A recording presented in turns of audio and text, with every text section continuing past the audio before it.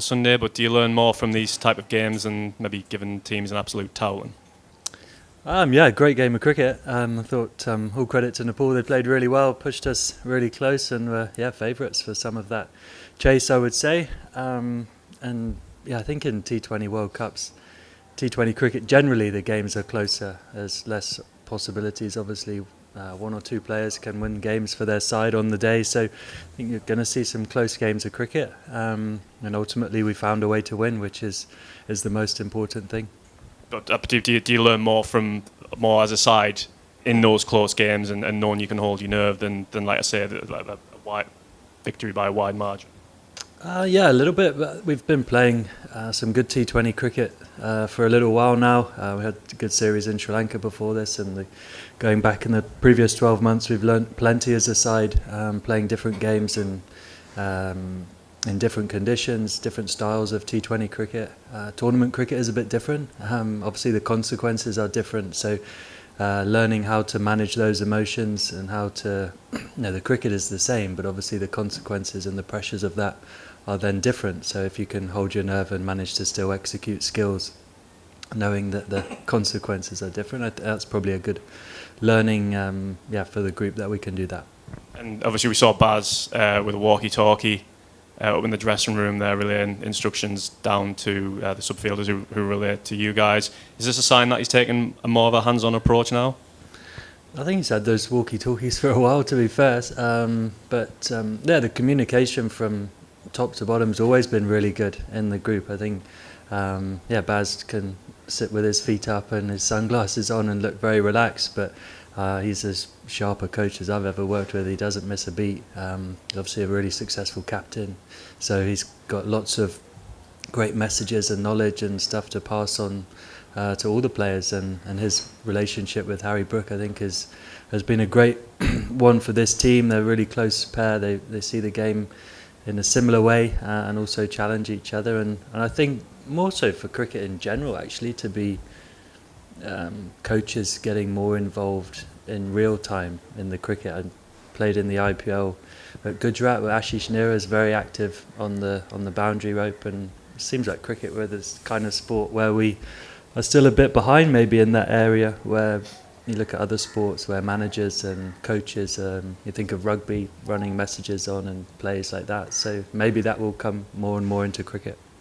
Just lastly, your own role, I think Will or Harry said afterwards that you were talking at the second drinks break, when obviously that game was on a knife edge. Just how do you assess your own role in the team now, and do you feel more confident to sort of speak in the group now that you are that sort of elder statesman person? Yeah, I think as a senior player you've definitely got a role to play, and you've been in lots of situations, seen most of it, and to try and share knowledge. Being a past captain, I've initially found that quite tricky. You sort of almost withhold quite a lot and withdraw because you don't want to feel, you've had your go. It's you're out the way now, but just making sure that I'm available to share knowledge. I'm being encouraged by Brookie and Baz that if you feel like you've got something to share or you think will help the group, then don't be shy to say it or speak up. At that drinks break, Harry would have spoken as well, and it sounded like there was a similar chat during the last T20 in Sri Lanka, which was also a tight one. How difficult is it to raise the team in those moments, and how do you think Harry does then? Not necessarily difficult. I think it's in T20 cricket, getting the opportunity to bring everyone together. Obviously the game moves fast, the momentum of the game moves fast against Nepal with an amazing crowd here as well. The crowd play a big part in the momentum of the game, so those drink breaks are 2.5 minutes where you can deliver really clear messages, get everyone together on the same page, and then I think maybe on the outside it can feel like that's a really pivotal point, but actually you get together and realise that everyone's pretty calm actually, and the captain can deliver some really good messages. Sam Curran as well took it upon himself to say a few words. I think that's a nice bit about the group. You're seeing different people step up and help share information or lead in different ways at different times, and and Harry is really good at delivering very simple, concise messages which everyone can get on board with. So just to pull the group close together for the next, and give clear direction for the next over or two as to how we're going to go about our work. A couple of England's most experienced bowlers got a bit of tap in that game against Nepal.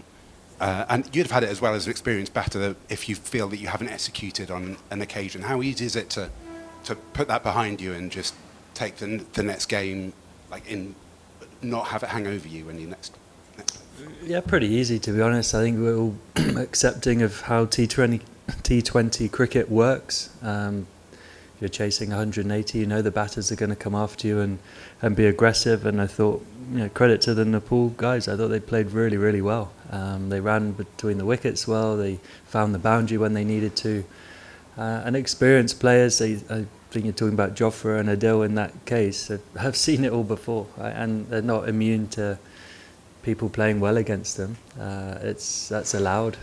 We try our best and want to perform really well, but every other country and every other player that we play against is wanting to do the same. So that's T20 cricket, and we start again tomorrow, 0-0, and it's a new game.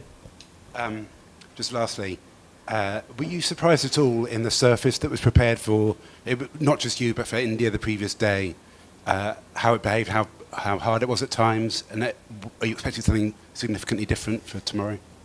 Not necessarily surprised. I think it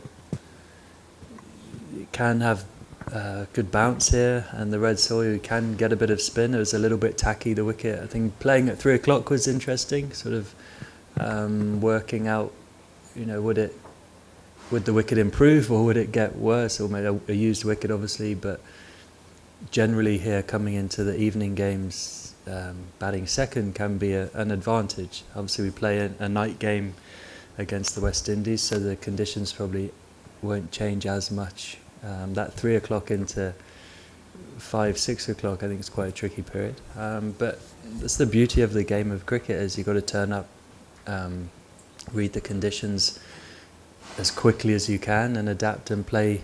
You just got to play to win on that day. You don't need to worry about par scores or winning scores or whatever. You just need one more run than the opposition on that day, on that given surface, and that's the most important thing in tournament cricket especially.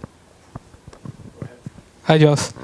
This is a very young England group and a very vivacious one at that. In a group like this, when push comes to shove, I want to know what is your sort of role in the leadership group, because last day we saw that when Luke Wood was also going for runs, you ran all the way from your wicket-keeping spot and you were giving him advices. So in a young group like this, when there are moments when nerves are getting exposed, what is your sort of role to inculcate calm among the chaos? I think as a senior player, when you've seen lots of cricket and been in lots of situations, to try and work out where you can help, not just on the field, off the field, around training, be available to young players. There's so many people who can do that to help guys. I've played quite a bit of cricket with Luke Wood actually at Lancashire, so know him pretty well and know sort of, as a wicket keeper you can slow the game down a bit because it takes you a long time to get to the bowler, so just to take a bit of sting out the game at sometimes. And just trying to help. It's the beauty of the game. It's a team game. You're just trying to work out areas where you can assist your teammates and get the desired result. We'll take 4 more, 1 each, so Matt, Richard and DJ, and then we'll finish there. Just, you mentioned that sort of difficulty finding your place again back in the team as a former captain. Joe Root obviously went through that in the test team, and he spoke about that playing under Ben. Is that something you've spoken to him about at all? Yeah, I actually remember speaking to him about it the very second game I think we played at Cardiff actually. It was actually during the game. He was stood at slip and I was keeping wicket, and we had 5 or 10 minutes just talking about it, how different it is when you've captained the team and then coming back in, and some of the various emotions he felt, the challenges that he found, and so it was really helpful.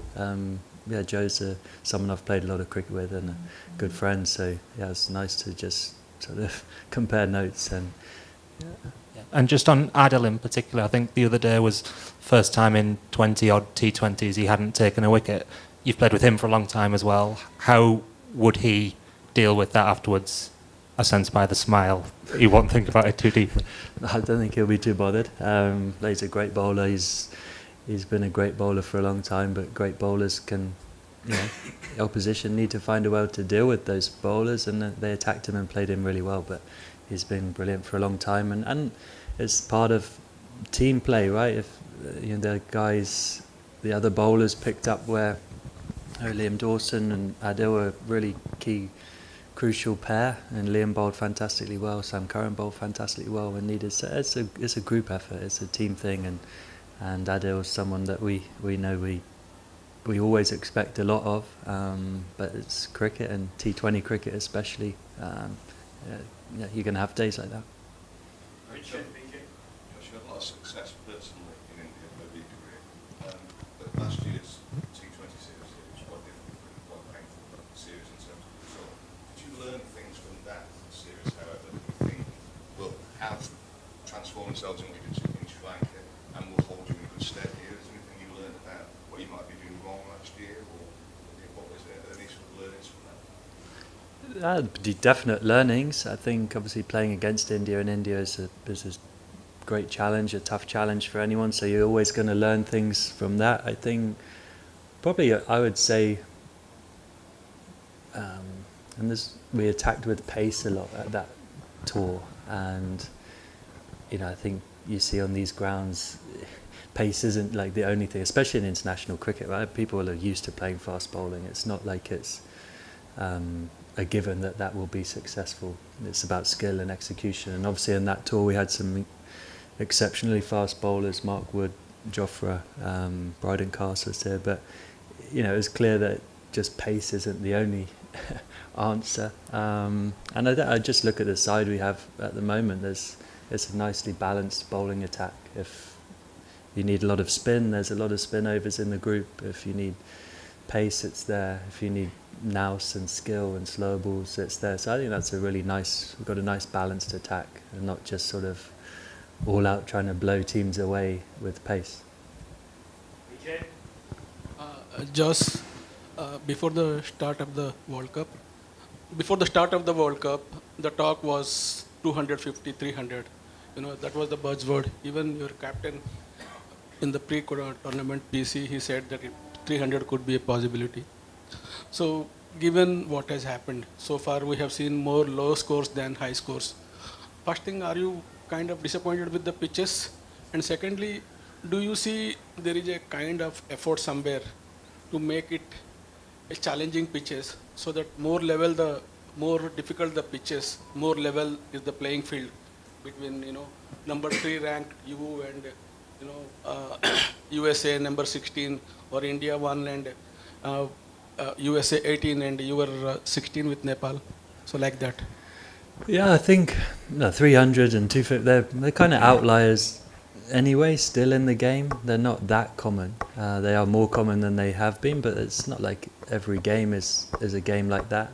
And I think going around India and having played here a lot before, there may be games that might play out that way, but there'll also be tighter, closer games. And I think you see in bilateral cricket, as we spoke about before, the pressures and the consequences of the result are a little bit different. And I think generally in World Cups you see teams play the percentages a little bit more, maybe not risk as much. I might be wrong there, but I think that's as a general thing. I remember in 2019 going into that 50 over World Cup, everyone was talking about 350, 400 scores. There's flat wickets in England, but then it turned out with 11 o'clock starts, power play bowling was the key thing, and the final we played in 240, played 240, that kind of cricket. So yeah, but you got to play the game on the day, work out what it is, and so before you need one more run than the opposition. So if you need 301, you've got to find a way to do that. If you need 121 to do, that's the beauty of World Cup cricket. It's all on the line on that one match. Hi, Jos. While going through the preview for this match, I was looking at the scorecard. A decade back, you guys played at the Wankhede against the West Indies, and Chris Gayle hit 11 sixes in that 100. Do you have memories of that game? You played that game, so you remember the flying all over the park from Chris Gayle's bat? Yeah, I do remember. I had a good view for that. I actually think Moeen bowled an unbelievable spell of bowling at him, and then he decided to hit the last 3 balls. He faced off Mo for 3 sixes. So, look, Chris Gayle he's the best T20 batter there's ever been. So, yeah, 10 years ago, obviously, hopefully.